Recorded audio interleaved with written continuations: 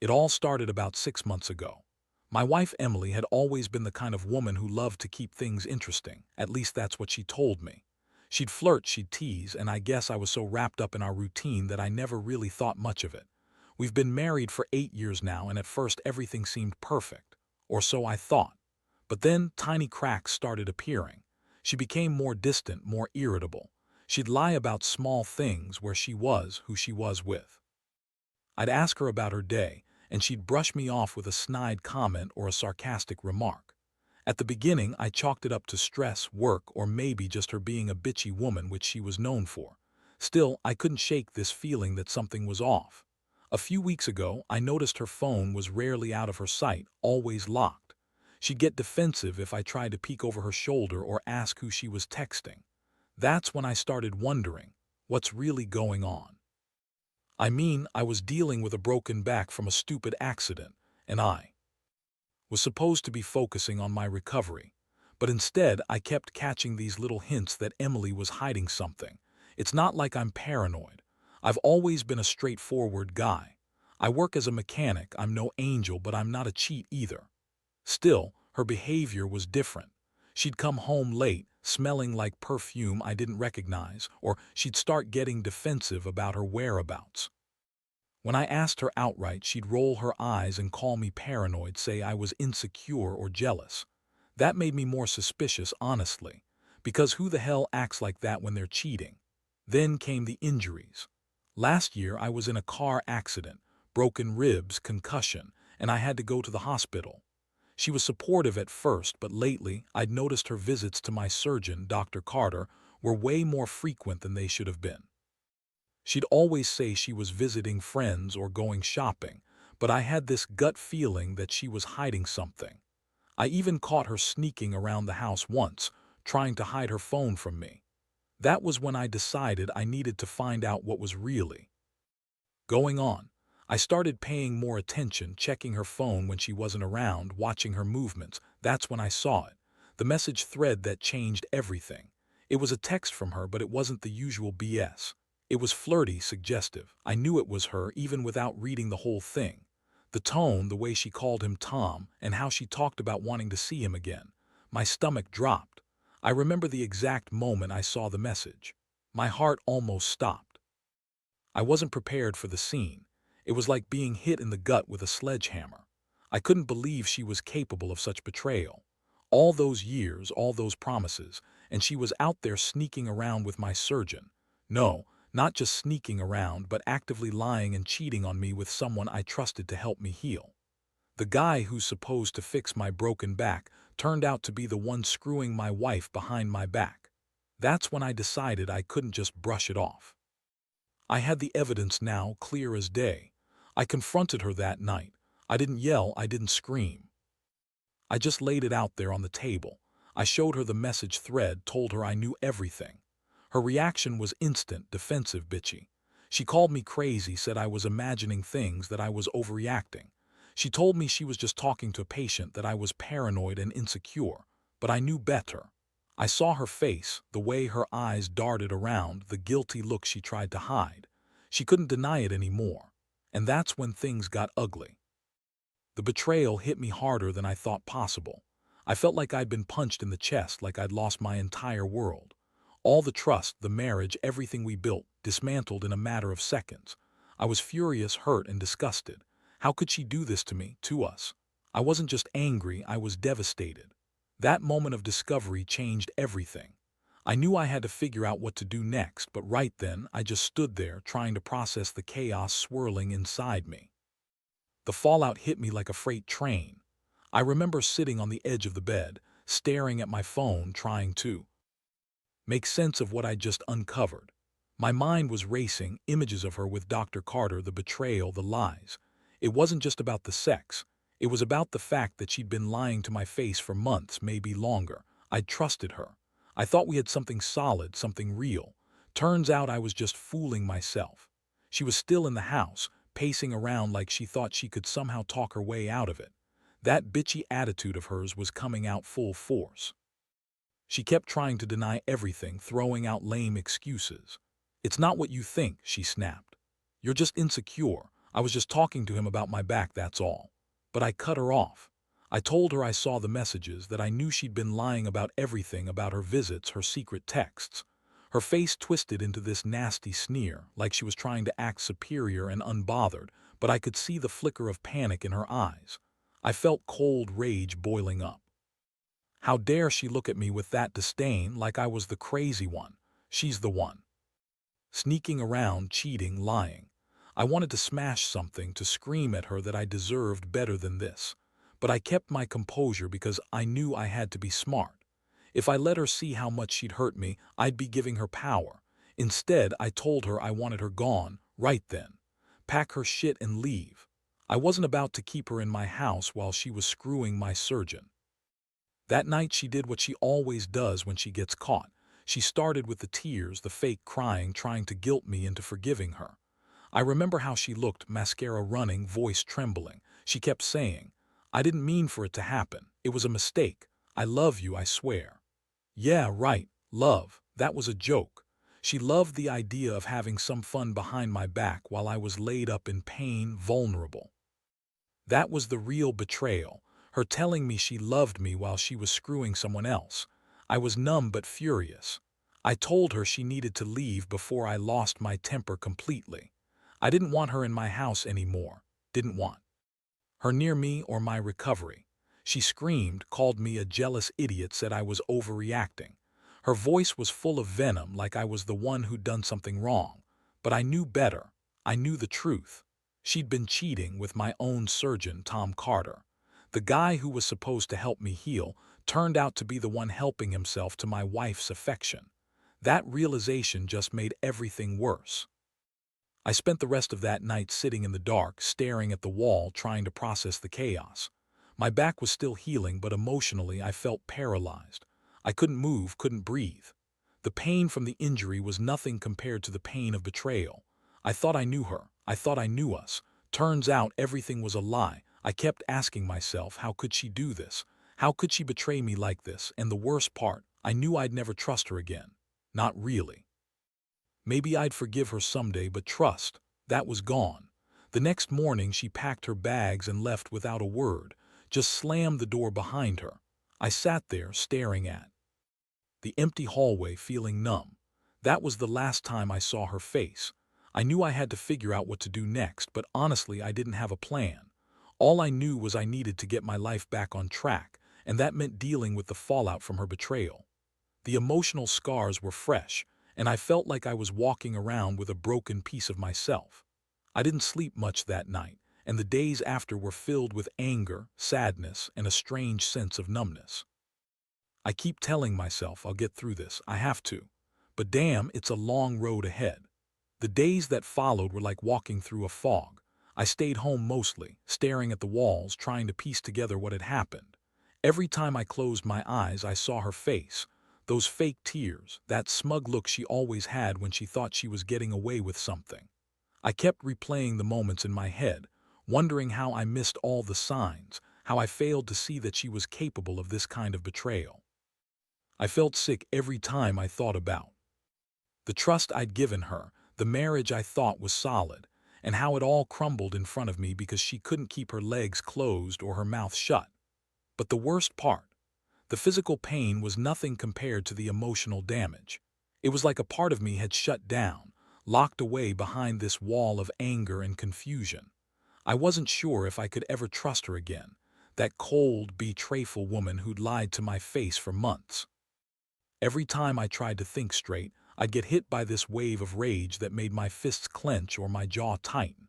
It was like I was furious at her, at myself, at the whole damn world for letting this happen. I started to realize that I had to do something. Sitting around feeling sorry for myself wasn't going to fix anything. I needed to take control, to figure out my next move. So I started making plans. First, I looked into legal options. I wasn't sure if I wanted a divorce outright or just a trial separation. Honestly, I was still processing whether I even wanted to see her again. But I knew I had to set some boundaries. I called a lawyer and she told me I could file for divorce citing adultery, which would be straightforward given the evidence I had. The thought of it, ending my marriage, made my stomach turn. But at the same time, part of me felt relief. That chapter was over and I could finally breathe again. Meanwhile, I couldn't help but feel the sting of her betrayal in every part of my daily life. My back was still healing, but now the injury felt irrelevant compared to the emotional wreckage.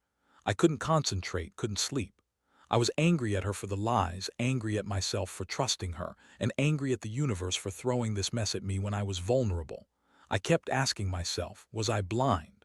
Was I just too stupid to see what was happening right under my nose? Or was I too in love to notice the signs?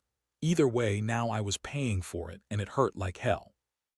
One thing I did realize, though, was that I couldn't just sit around and rot in this mess. I had to do something to regain control. So I reached out to a few friends, guys I'd known for years. I needed someone to talk to who wouldn't judge me or tell me what I wanted to hear.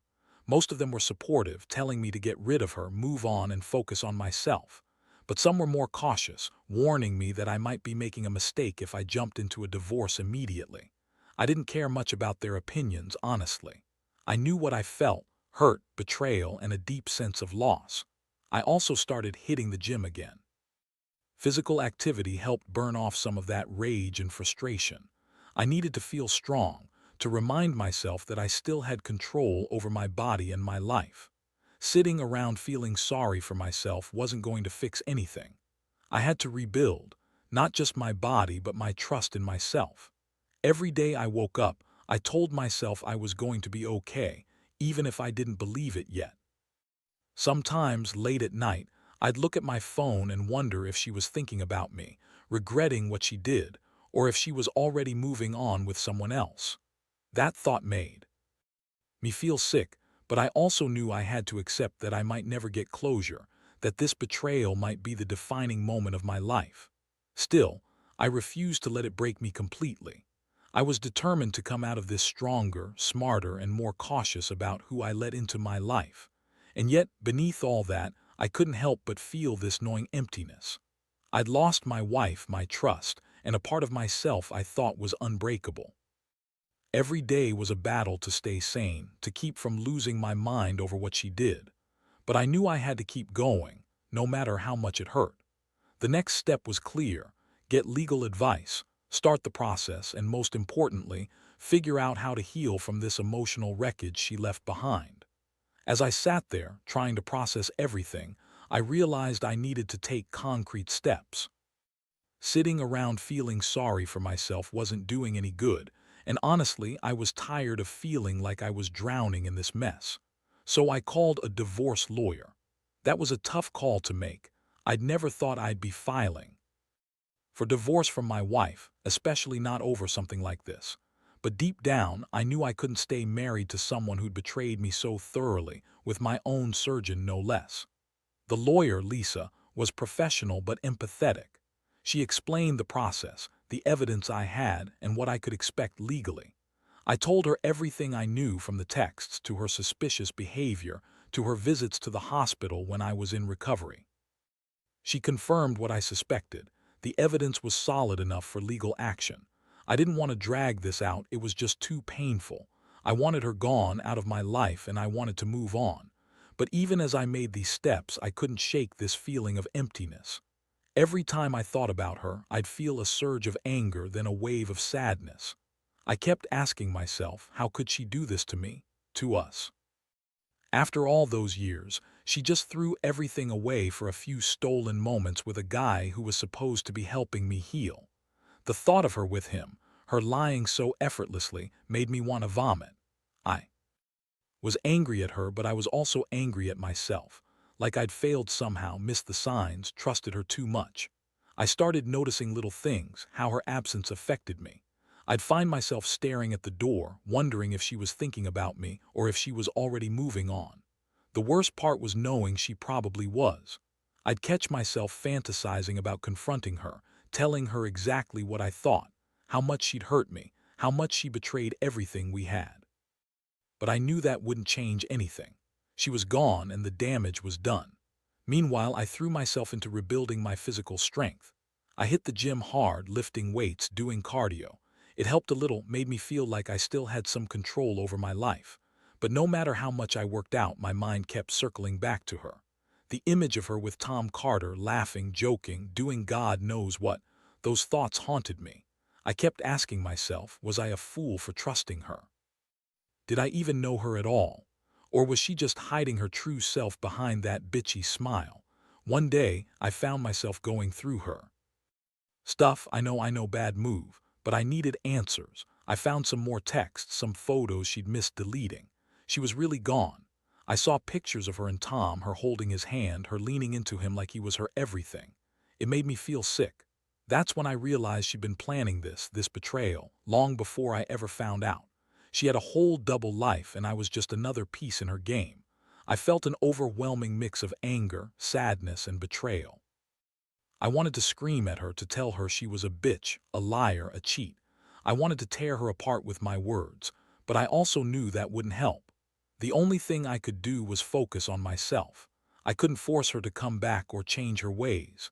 She made her choice, and now I had to make mine. I started thinking about the future. I didn't want to stay stuck in this pain forever, but I wasn't ready to jump into anything new either. Right now, I needed time. Time to heal, time to process, and most importantly, time to rebuild my sense of self. I realized I'd been living for her, for this ideal marriage, and now I had to find a way to live for myself again. So I told myself I'd file for divorce, get my life sorted, and focus on healing, emotionally and physically. I couldn't undo what she'd done, but I could control how I responded. That was the only thing within my power. The betrayal still stings, but I refuse to let it define me. I need to be stronger, wiser, and more cautious going forward. Because if I've learned anything, it's that people aren't always who they seem, and sometimes the biggest betrayals come from the ones you trust the most. The process of moving forward has been a roller coaster. Filing for divorce was the easy part, getting the legal papers drafted, serving her, waiting for her response. Yet, even with that behind me, the emotional aftermath was still ripping me apart inside. Every day I felt this gnawing void, a painful reminder of what I lost. I'd wake up in the morning and for a split second believe maybe it was all just a bad dream. Then reality hit hard. She was gone, and I was left to pick up the pieces. The worst part was the constant replay of memories, the good ones, the bad ones, and the ones I wish I could forget. I kept thinking about the first day I met Emily, how she smiled that sneaky smile, how she was always bitchy but charming enough to get her way. I remember thinking I'd hit the jackpot, that I'd found someone who understood me. She was supposed to be my partner, my confidant. Instead, she turned out to be a stranger, someone who lied, cheated, and used me until I was vulnerable. I started seeing a counselor, not because I thought I'd get over it quickly, but because I needed to understand how I got here. Why did I trust her so blindly? Why did I ignore all the signs? And most importantly, how do I rebuild my life after this? Talking to someone impartial helped, even if just a little. I told her everything, the lies, the betrayal, the pain. She helped me see that my feelings were valid, that my anger and sadness weren't signs of weakness but human reactions to a brutal betrayal. Meanwhile, I kept myself busy. I found solace in long walks, in working on my car, and even in reconnecting with old friends. I didn't want to be that broken man who just sat around feeling sorry for himself. I knew I had to rebuild my confidence piece by piece. Every little victory, getting through a day without breaking down, felt like a small win. But honestly, some days I just wanted to crawl into bed and stay there. There was this one moment that really hit me hard. I was scrolling through her social media just out of curiosity, and I saw a picture she posted with Tom Carter. They were together, smiling, holding hands like they were the happiest people alive. It felt like a punch in the gut. I couldn't believe she'd moved on so quickly, so smoothly. It made me question everything. How I was stupid enough to trust her, how I missed all the signs, how I thought we had something real. That picture stuck with me. It was a stark reminder that I was just a chapter in her story, not the whole damn book. I realized I was wasting so much energy mourning what was already gone. So I made a promise to myself. I'd focus on my own healing, on becoming better, stronger. I couldn't change her, but I could change how I let her betrayal affect me. I started setting small goals, getting physically stronger, focusing on my recovery, and rediscovering who I was before her. And here's the thing. Every once in a while, I'd get these flashes of anger, this urge to confront her, to tell her exactly what I think of her now. Part of me still wishes I'd say some things that would make her see just how much she screwed me over. But I know that won't bring back what we lost. Instead, I've decided to channel that anger into my own growth. I want to be better than her, stronger than this pain. So now I stand at a crossroads. The divorce is in motion and I know I'll be better off without her. But it's not just about ending things, it's about healing from the inside out. I've learned not to take trust for granted, not to ignore the little signs of betrayal, and most importantly, not to let someone's lies define me. I've always been resilient, but this has tested me more than anything else in my life. Still, I refuse to let her destroy me completely. I'm slowly rebuilding my life piece by piece, day by day. And one thing, for sure, I'll never let anyone hurt me like that again. Looking back, I realize how much this whole ordeal changed me, whether I wanted it to or not. I used to believe trust was the foundation of everything, that if you loved someone, you could overlook some flaws, some mistakes. But now I see things differently. I see that betrayal cuts deep, and sometimes love isn't enough to fix what's broken. You can't rebuild trust overnight, not when it's been shattered by someone you thought you knew. I've learned the hard way that people are capable of hiding their true selves behind a mask. Emily was good at pretending, at lying with a smile. She convinced herself that what she was doing was just a fling, a mistake.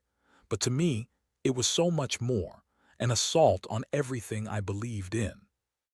It's not just about the cheating, it's about the fact that she chose to lie and manipulate, even when I was vulnerable, injured, and trying to heal. Since then, I've started focusing on myself. I cut out the toxic people, stopped giving her so much space in my head. I've had some moments of clarity, realizing that I was giving her power by holding onto the anger and pain. So I chose to forgive myself for trusting her, to forgive her for betraying me. Not because I think what she did was okay, but because I refuse to carry that bitterness with me forever. Now I understand that healing isn't linear. Some days are better than others. Some nights I still wake up with the image of her with Tom Carter in my mind, and it's a punch to the gut. But I also know that I'm stronger than my pain. I've come to accept that this was a chapter in my life, one I'd rather forget, but one that has taught me invaluable lessons about trust, honesty, and resilience. I want to share this because I know there are others out there who might be going through something similar. Betrayal hurts, but it doesn't have to define you. It's okay to feel devastated, to cry, to get mad. But at some point, you have to decide to pick yourself up and move forward. You owe it to yourself to find happiness again, even if it's in a way you never expected. So I've forgiven her, partly for my own peace, partly because I know I need to let go. I don't hold any resentment anymore, just a resolve to never let someone hurt me like that again. My injury might have been physical, but her betrayal left a scar that runs deeper. And yes, it stings. But I'm learning to live with it, to accept it, and most importantly, to grow from it. I don't know what the future holds. Maybe I'll find someone who truly values me, who treats me with respect and honesty. Maybe I'll be alone for a while longer, and that's okay too. What matters is that I'm moving on at my own pace. I refuse to be a victim of her lies anymore. I am stronger than this pain, and I'll keep fighting to rebuild who I am, battered but unbroken.